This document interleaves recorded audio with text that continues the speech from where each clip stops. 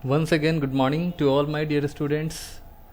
कैसे हो आप सब? मैं रंजीत कुमार आप सबको अगेन आर्या एकेडमी में वेलकम करता हूं और आप सब लोग बहुत अच्छे होंगे, आई होप सो। और इसके पिछले वाली वीडियो में मैंने आपको कैथोड रेस के सारे प्रॉपर्टीज़ को मैंने डिस्कस किया था। मैंने उस वीडियो के अंदर बताया था कि जो कैथोड रेज होता है वो एक स्ट्रेट लाइन में ट्रैवल करता है, उसके अंदर पार्टिकल नेचर होते हैं और कैथोड रेस के ऊपर नेगेटिवली चार्ज्ड पार्टिकल होता है जिसको हम लोग इलेक्ट्रॉन कहते हैं। ठीक है, कुछ पार्टिकल्स जो भी आपके कैथोड रेस पार्टिकल होते हैं एक्चुअली में वो पार्टिकल नेचर के होते हैं। इसका एक प्रमाण, इसका एक प्रूफ कैसे मिला, तो याद रखिएगा कि यहाँ पे उसके पाथ में जैसे ही हमने लाइट पैडेड व्हील को डाला, this is your light padded wheel, ठीक है, बहुत ही हल्का सा एक पंखा, मतलब बहुत ही हल्का, बहुत हल्का। ठीक है, तो वो उस पंखे को हम लोग यहाँ पे इसके डायरेक्शन में, इसके रास्ते में जब हम रखेंगे तो यहाँ पे क्या होगा, इस पंखे को ये रोटेट कर सकता है। ठीक है, ये रोटेशन कॉज करेगा और इस लाइट पैडेड व्हील को रोटेट करने का कोशिश करेगा। इसका मतलब कि इसके अंदर पार्टिकल नेचर होता है, क्योंकि जब तक वो पार्टिकल नेचर उसके ऊपर बॉम्बार्ड नहीं करेगा तब तक वो पैडेड व्हील रोटेट नहीं करेगा। तो याद रखिएगा कि यहाँ पे इसके अंदर पार्टिकल नेचर है और इसका प्रूफ है कि हम अगर उसके रास्ते में लाइट पैडेड व्हील डालते हैं तो इसको वो रोटेट कर देता है। ठीक है, ये शैडो भी कास्ट करता है। तो याद रखिएगा पार्टिकल नेचर का एक और प्रमाण है कि वो शैडो भी कास्ट करता है। आप देख सकते हो कि यहाँ पे शैडो भी कास्ट किया है, इसका मतलब इसके अंदर पार्टिकल नेचर होंगे तो ये जाके शैडो कास्ट हुआ। ठीक है, तो शैडो ऑफ मेटल क्रॉस। ठीक है, याद रखिएगा इस मेटल जो आपका है, जो हमने इलेक्ट्रोड लिया था, एनोड लिया था, उसके ऊपर इसने शैडो कास्ट किया। दूसरी चीज़ यहाँ पे मैंने आपको पहले ही बता दिया था कि ये स्ट्रेट लाइन में ट्रैवल करता है। ठीक है, ये कैथोड से एनोड की तरफ ट्रैवल करता है।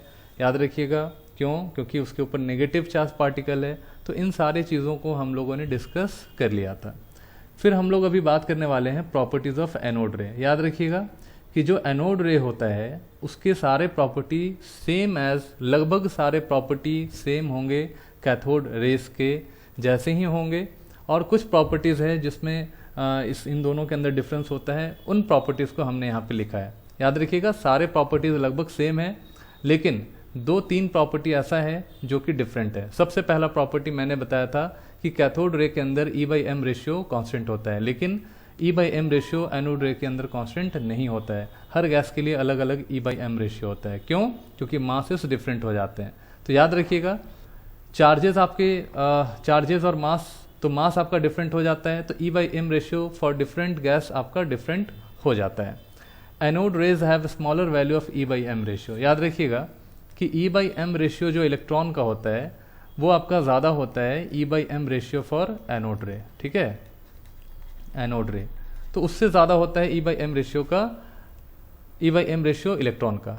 ठीक है, वो क्यों होता है ऐसा? क्योंकि देखो जितना ज़्यादा होगा डिनोमिनेटर, मतलब मास जितना ज़्यादा होगा, और किसी भी एनोड रेज के अंदर जो आपके पार्टिकल्स होते हैं, पॉजिटिवली चार्ज पार्टिकल होते हैं, वो उस गैस के पार्टिकल होते हैं जो हमने उस कैथोड डिस्चार्ज ट्यूब के अंदर लिया है। अब मान लो कि उसका जो भी मास होगा वो तो इलेक्ट्रॉन के मास से ज़्यादा ही होगा। ठीक है, तो यहाँ पे क्या होता है कि इलेक्ट्रॉन के केस में जो मास होता है वो होता है 9.1 × 10⁻13। तो सबसे स्मॉलर पार्टिकल जो हम लोग एनोड रेस के अंदर देखते हैं वो है प्रोटॉन। और प्रोटॉन का भी जो मास होता है, याद रखिएगा कि मास ऑफ प्रोटॉन, ठीक है, देखो मास ऑफ प्रोटॉन जो होता है वो आपका बहुत ही कम होता है। वो अप्रॉक्सीमेटली अगर हम AMU के अंदर बात करें तो मास ऑफ प्रोटॉन जो होता है AMU में 1.0067 के आसपास होता है। ठीक है, ये आपका AMU के अंदर मास होता है। तो मास ऑफ प्रोटॉन बहुत ही ज़्यादा आपका प्रोटॉन का मास आपका इलेक्ट्रॉन के मास से काफ़ी ज़्यादा होता है। डेट्स वाई कि डिनोमिनेटर इंक्रीज कर जाता है। याद रखिएगा डिनोमिनेटर इंक्रीज कर जाता है। दूसरी चीज़ कि एक हाइड्रोजन एटम का जो मास होता है वो इलेक्ट्रॉन के मास से 1837 टाइम्स ज़्यादा होता है। ठीक है, इस वजह से भी आपका मास जो है वो एनोड रेज में सबसे स्मॉलेस्ट पार्टिकल जो हमने लिया है वो हाइड्रोजन है, वो प्रोटॉन है, उसका मास आपका ज़्यादा होता है। तो डिनोमिनेटर बढ़ने से E/m का रेशियो ऑलवेज छोटा हो जाता है।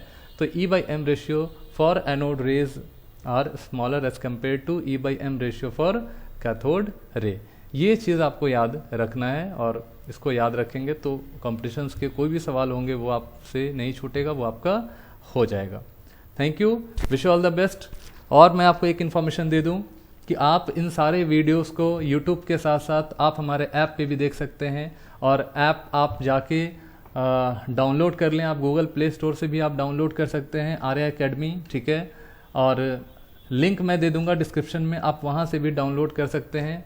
और डाउनलोड करने के बाद फ्री मटेरियल आप यहाँ से ले सकते हैं, फ्री वीडियोस ले सकते हैं, फ्री काउंसलिंग कर सकते हैं, फ्री मोटिवेशनल वीडियो ले सकते हैं, है ना। तो जितने भी चीज़ें हैं जो आपके एजुकेशन के लिए बहुत ज़्यादा इंपॉर्टेंट है, उन सारे एजुकेशन को हम लोग फ्री ऑफ कॉस्ट प्रोवाइड कर रहे हैं। वहाँ पे पेड भी सर्विसेज हैं, पेड भी आप ले सकते हैं, और अनपेड वाले भी हैं, अनपेड में भी आप जा सकते हैं। पेड वाले बहुत ही जेन्युइन कॉस्ट पे आपको वो सारे कोर्सेज मिल जाएंगे, ठीक है। आप उसको जाके विजिट कीजिए, उसको देखिए, समझिए, और ऐप को डाउनलोड कीजिए। बहुत ही ऑथेंटिक और बहुत ही सटीक इन्फॉर्मेशन आपको इस ऐप के अंदर आपको मिलेगा। Thank you, wish you all the best, जय हिंद।